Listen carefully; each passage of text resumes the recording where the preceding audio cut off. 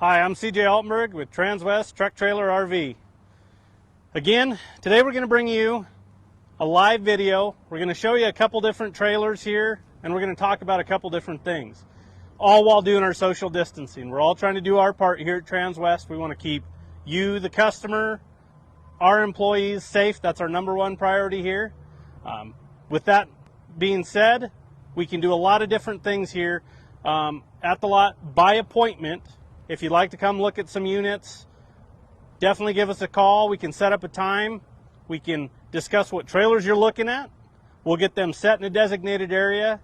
The salesperson, for me, for example, if you're dealing with me, I will go out and personally wipe down the trailers, disinfect them before you get here. That way we know it's been done, and we can stay at a safe distance and walk you through the units. We do have financing available. Give us a call. We can get you in touch with our finance department.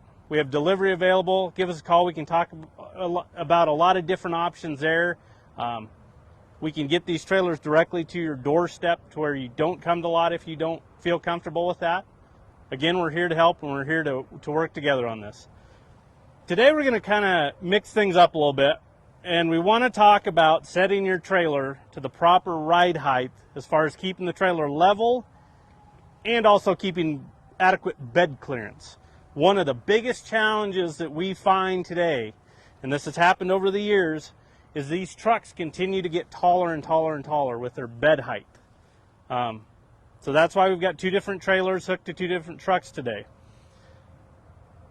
Over about the last 5-6 years, I did a little research on some Fords, but Fords have gone up anywhere from 3 to 5 inches taller in bed height. Now, things can come into play. Obviously, a 3/4 ton, 1 ton, springs are a little bit stiffer as far as actually squatting the truck.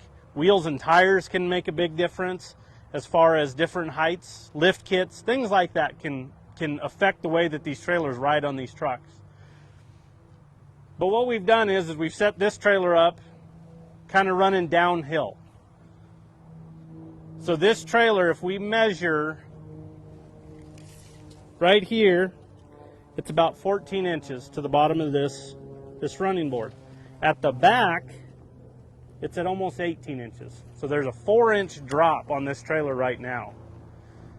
So what's happening is majority of the weight is being carried by the front axle on this trailer. You've paid for 2 axles. You want to use 2 axles. Your GVWR rating on your VIN plate is rated based on 2 axles. This trailer over here is actually running uphill. So we're higher at the front, lower at the back. We're running more on the rear axle of this trailer over here. Again, that's not ideal. That's not what we want.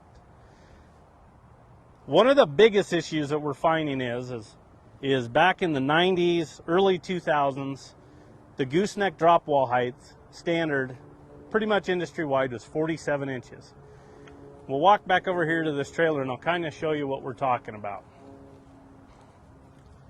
The gooseneck actually starts about 6 inches higher than this bottom rail. This is a 6-inch rail that runs across here. So that gooseneck drop wall starts about right here, and then it goes to the bottom of the box. So again, early 2000s, that was about 47 inches. So again, let's figure about 6 inches on top of that right there. That would be the bottom of the trailer. Actually, you'd go from this point up. So this would be the bottom of your gooseneck right here. Then about early 2000s, that changed to 50 inches. And the reason why is the trucks kept getting taller and taller. We couldn't get the bed clearance we wanted, and again, keep the trailer running level. So if you're driving down the road, here's a couple things. It's almost like a homework assignment. Look at older trailers on newer trucks, and I will bet you the majority of them are running uphill like this trailer over here. And the reasoning why is because people want bed clearance, and in order to do that, they've got to nose the trailer up. So it's again running more on that back axle. Again, newer trucks, older trailers, you'll typically see that. Now, some things can kind of come into play on these trailers. Axle articulation can change the ride height of the box. You can actually block a trailer up. It's very expensive after the fact. The reasoning why is you got to pick the whole box up, you got to drop the axles, you got to block them, and then put it back up. Realigning it's very important at that point to do, which our shop can do here. To where if we were to build this trailer and we wanted to do a 2-inch axle block, it can be done for about $150 retail, because we're starting with the axle trolley and then building the rest of the trailer. But after the fact, it gets very expensive. It can be done, and that would pick the box up, leveling the trailer, giving you that bed clearance. Now, what we've done on all of our new Cimarrons here at Transwest, with exception of the living quarters, is this is a 53-inch gooseneck drop. So again, we've got 6 inches up here to the bottom of the box right there is 53 inches. So what we've done is we've given you that extra 3 inches of height. So again, this trailer is running downhill, but if we put a tape measure on it, you're about 7.5 inches of bed clearance. That is very, very good bed clearance. I try to strive for about 8 to 8.5 on every trailer when it leaves here. That way, going over bumps, dips, you typically will be completely fine not getting into your bed, doing damage to your tailgate or your side rail of your box. So with that being said, we've taken that step because in the industry, the trucks keep getting taller and taller. GMs, Fords, and Dodges all vary a little bit. I personally have a 19 GMC. It is 58.5 inches from the back, from the ground to the top of the box. I've heard that the new GMs have actually gone up a little bit taller than that, even the 2020s. But what we're going to do is, again, we kind of talked, this one's running downhill a little bit, that one's running uphill. But what we're going to do is we're going to level this trailer out. I've got an assistant on the other side, Callie Say. She's hiding back there. We're, again, practicing our social distancing. She's going to help us out because this is also a safer way for you to adjust your gooseneck coupler. A lot of people want to pull their truck out, undo the bolts, wrestle the coupler, you get grease all over your hands, potentially drop it on your toe, break your toe. It has happened before, not to me, thankfully, personally. But this is a little bit easier and safer way to do it. So we're going to actually show you how to adjust this trailer. Again, we were 7.5 inches, and we were a 4-inch difference from the front of this trailer to the back. So when we adjust this, we'll take another measurement and kind of see where we're at. So what I'm going to do is I'm going to hop in the back of this.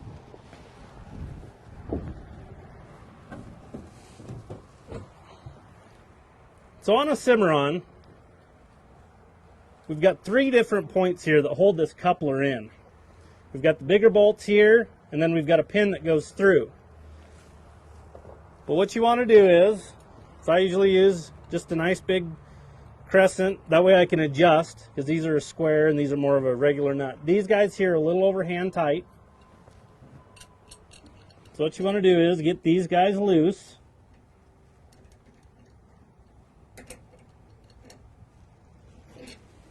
Again, for time purposes, we kind of loosen these up a little bit.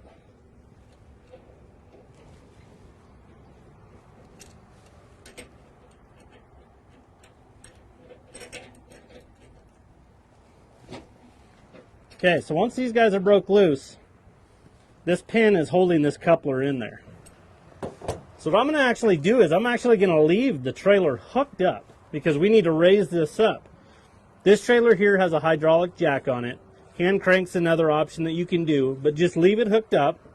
And I'm going to have Callie go ahead and start raising that leg down. So what we're actually doing is we have to find that really sweet spot where the trailer is being picked up by the jack, but the jack is handling the majority of the weight, and this is just kind of breaking loose.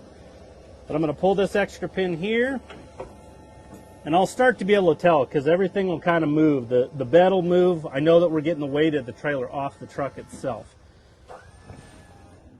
Go up a little bit more, Callie. Right about, oh, go down just there. There we go. See how I can move this pin out now? So again, we're still hooked to the truck. But again, the weight is actually on the jack. So I pull this pin out. And And then I'm just going to make sure that's kind of straight. I'm going to say, Callie, go ahead and raise it up. A little more. A little more. Oh, down just a hair. So then, let's see if we got it square enough in there. Callie, go up just a hair. A little more. Right there. So now, that pin can go through, and sometimes you got to have a hammer just to kind of get it through there. Then once that's in, I'm going to put this pin back on the other side. Now at this point, before I really get too carried away with tightening all this, what I actually want to do is I actually want the weight of the trailer back on the truck so this coupler can settle in there. Then I'm going to go ahead and tighten it down. So Callie, go ahead and run that. So now all the weight is back on the truck and it's being held by this pin and the coupler. So then at this point, I'm going to go in. I'm going to tighten these guys down.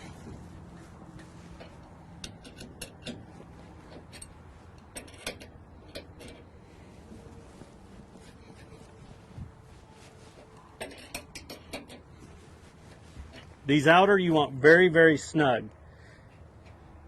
This inner nut here, you want a little over hand tight.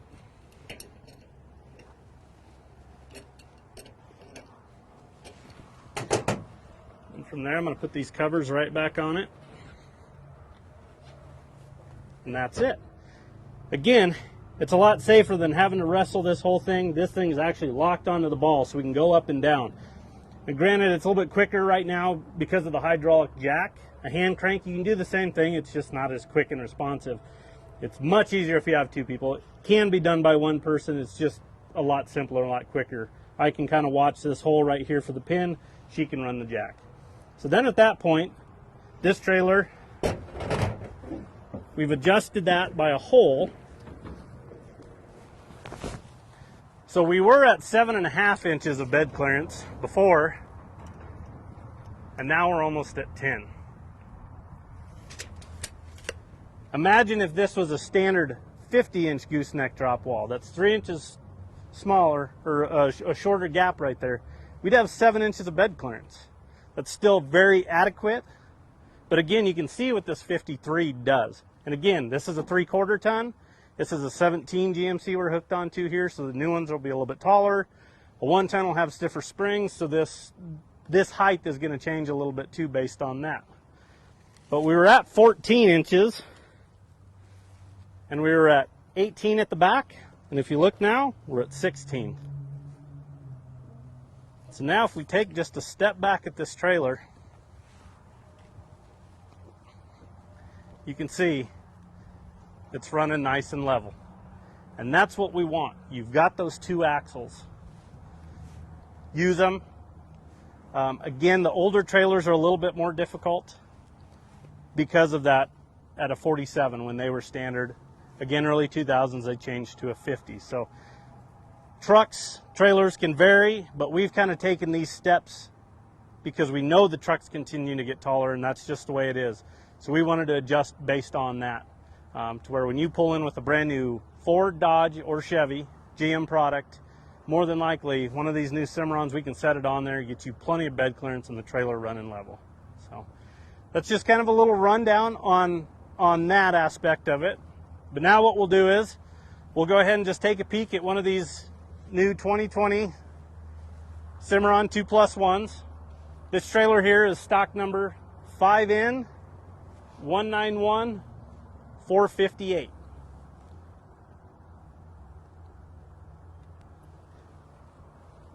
We typically carry about 3 different 2+1s. This has become such a popular trailer over the last couple years. I've been here a little over 6 years, about 6.5 years. When I started, we would only carry one of them.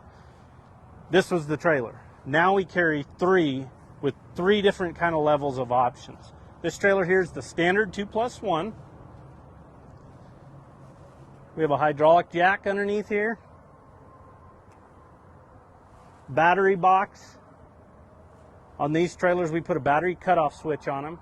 It's got the hydraulic jack. We put that on there. So if you park this trailer at a show, you can turn it off. Somebody left the light on, it's not going to drain the battery.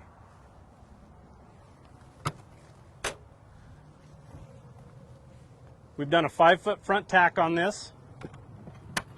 Standard is 4, but we just feel like the 5 is just, it has been so well received. People like just that little bit extra room.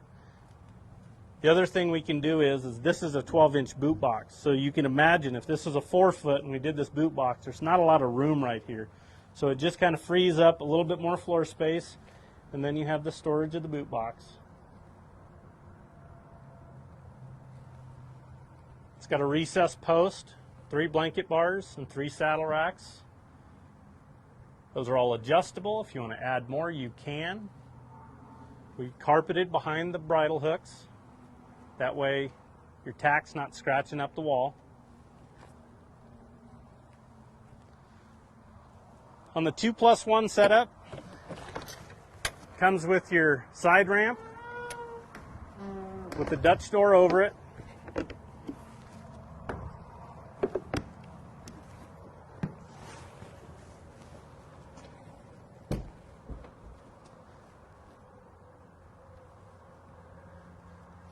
This first box stall, people love. You can put additional horses in here if you want to haul additional tack or feed buckets or feed carts. Some people will have a smaller golf cart that they'll run up this side ramp and park it in.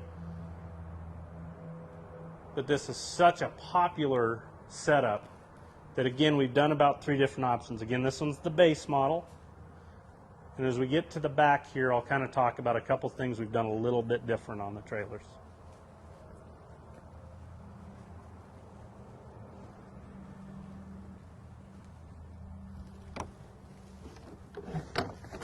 At the back here, you have your Dutch doors. They will swing around and lock into place.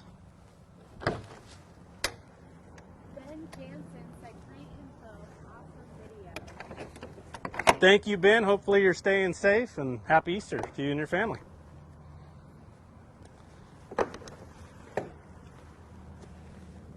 So Dutch doors with a rear ramp.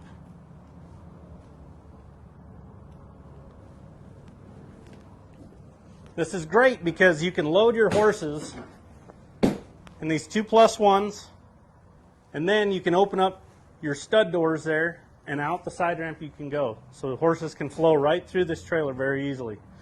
When the butt bars are loose, this guy can move across. So if you did want to walk a horse up, tie him, then you can kind of step away and then load your second horse. But because of the chest bars and those stud gates up there, you can actually walk through. They can stop at the chest bar, you can tie them up, and you can step out, and out the side of the trailer you can go. There's an escape door on the driver's side and then that side ramp on passenger side, but it keeps you safe when you're loading your horses, getting out of the way. So in here you're going to have your standard options as far as this is a padded divider here. You have your OptiBrite LED lights. We actually upgrade to the OptiBrites. Again, not a lot of power draw, puts out a lot of light. You've got your vents, you've got your standard insulated roof.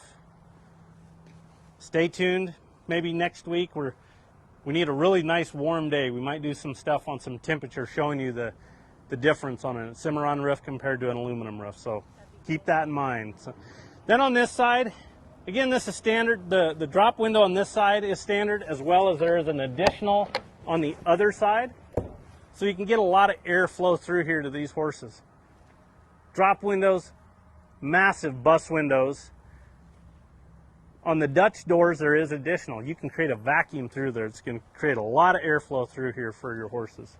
And then your escape door going into that box stall as well. So again, as you're loading, you can come out one way or the other. That's kind of it on the 2+1. Again, we talked about 3 different options. So we have this trailer right here, which is the standard that we carry.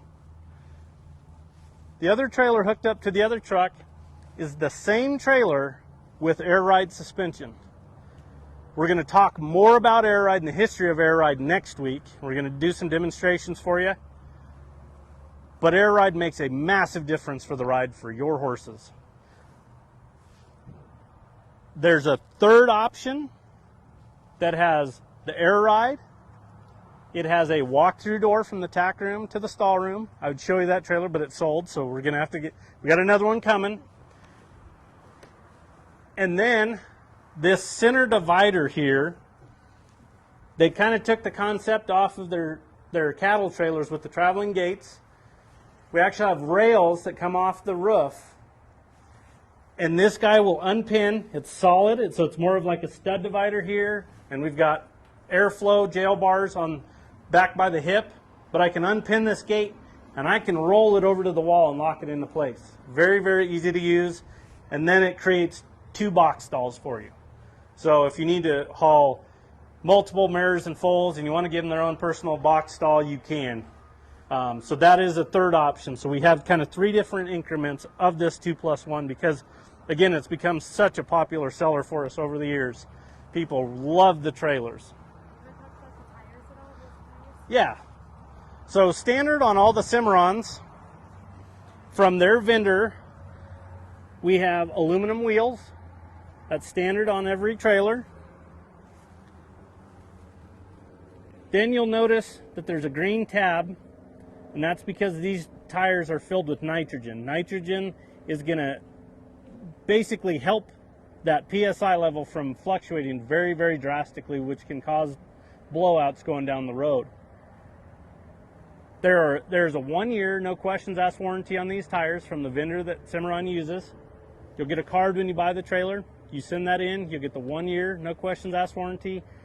If you hit a nail and it cannot be patched, you take some pictures of a couple different codes on here and you send it in there to Lion's Head is who it is, and they will send you a new tire. It usually takes a couple days. And then you have 2 years of roadside available to you as well. But think about horse safety on the road and also your safety. Maybe sometimes you send your kids down the road. You're going to feel safer about the quality of this trailer, but then also the additional steps that Cimarron's taken by doing some of these little things on these trailers. So we're big, big fans of that. I mentioned the air ride. We'll have Cherish go in below this video in the comments, and she's going to put a link to an air ride video demonstration that we did. I will tell everybody, watch the middle horse. He will tell you everything you need to know about the air ride system. The air ride part of the video starts about 1:45 into it, but watch that horse because we can show you with air ride and without air ride, because Dexter has come up with a system that has rubber torsion axles with a shock kit and the air ride. So if something happens to your air ride system, the compressor, a line, a bag, an issue there, it sets you down on the rubber torsion axles exactly like this trailer, and you can go down the road. So you're not stuck. The old systems, sometimes you couldn't go anywhere. But we do the demonstration with and without air ride. And if you watch that middle horse, watch the way he acts, watch his ears, watch him kick, watch him spread out bracing himself, and watch him bounce back and forth on the dividers without air ride. And then watch him with air ride. It's a completely different horse, you would think. So check that video out as well. Check back with us next week. Again, we're going to do some more demonstration on some air ride, talk a little bit about the history of air ride. If you have any questions, give us a call, let us know. We're here to help you. Again, if you want to come look at something, give us a call. We'll set up an appointment. We want to keep everybody safe. We're all practicing our social distancing. You can call me directly if you'd like. My cell phone is 970-391-0337. Cherish will add that down at the bottom. She'll include my email address. If you have general questions, if you have horse trailer questions, questions on inventory, give us a call, let us know. We're here to help you out. Thanks for tuning in.